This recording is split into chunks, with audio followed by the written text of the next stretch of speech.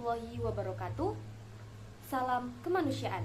Perkenalkan, saya Hani Arifia dengan NIM 0306231032. Izinkan saya mengajak teman-teman sekalian untuk mendiskusikan materi kepalang merahan dengan judul yaitu Perhimpunan Palang Merah Indonesia.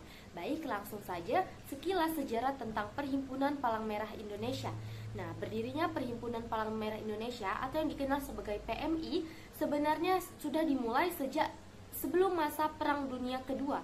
Saat itu tepatnya pada 21 Oktober 1873. Nah, pemerintah dengan nama Het Nederland Indische Rode Kruis atau NIRK yang kemudian berubah menjadi Netherlands Rode Kruis Afdeling Indi atau dikenal sebagai NIRK. Nah, seiring dengan pergeseran waktu, timbul semangat untuk mendirikan PMI, tepatnya diawali sekitar pada tahun 1932. Nah, rencana pendirian ini dipelopori oleh Dr. RCL Senduk dan Dr. Bahden Johan. Rencana itu, mereka berusaha keras membawa rancangan tersebut dalam sidang terpaksa. Rancangan tersebut disimpan untuk menempati kesempatan yang lebih tepat.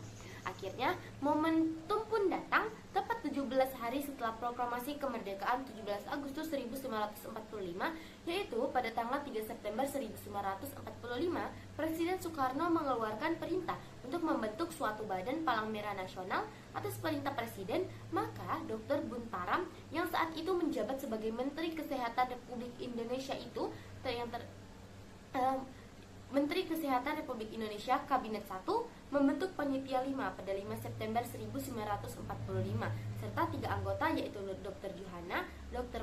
Marzuki, dan Dr. Sitanala. Nah, kemudian PMI terus melakukan kegiatan pemberian bantuan hingga akhirnya melalui keputusan Presiden Kepres nomor 25 tanggal 16 Januari 1950 yang diperkuat dengan Kepres nomor 246 tanggal 29 November 1963. Pemerintah Indonesia mengakui keberadaan PMI. Selanjutnya, kita masuk ke materi selanjutnya yaitu dasar hukum PMI.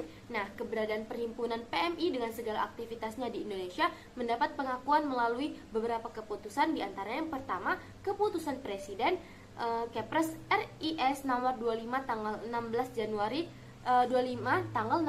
1950. Kemudian yang kedua, keputusan Presiden nomor 246 tanggal 29 November 1963. Yang ketiga, peraturan Menteri Kesehatan RI nomor 023 atau _1972. Yang keempat, peraturan pemerintah nomor 18 tahun 1980. Dan yang kelima, anggaran dasar dan anggaran rumah tangga. Selanjutnya kita akan memasuki materi struktur PMI. Nah, terdapat beberapa strukturnya dan tugas pemerintah yang diserahkan kepada PMI adalah yang pertama, tugas-tugas yang erat hubungannya dengan Konvensi Jenewa dan ketentuan-ketentuan Federasi Internasional Perhimpunan Palang Merah dan Bulan Sabit Merah IFRC sebagai lembaga yang menghimpun keanggotaan perhimpunan nasional. Yang kedua, tugas khusus untuk melakukan tugas pelayanan transfusi darah, pengadaan, pengelolaan, dan penyediaan darah yang tepat bagi masyarakat yang membutuhkan. Nah, kemudian prinsip bantuan PMI yaitu memberikan bantuan kepada korban pertikaian bersenjata berdasarkan Konvensi Jenewa tahun 1949 dan korban bencana alam yang dilaksanakan secara otonom sejalan dengan prinsip dasar gerakan dan bekerjasama dengan pemerintahannya. Kemudian, bantuan PMI bersifat darurat dan langsung serta merupakan pendukung atau pelengkap dari bantuan pemerintah.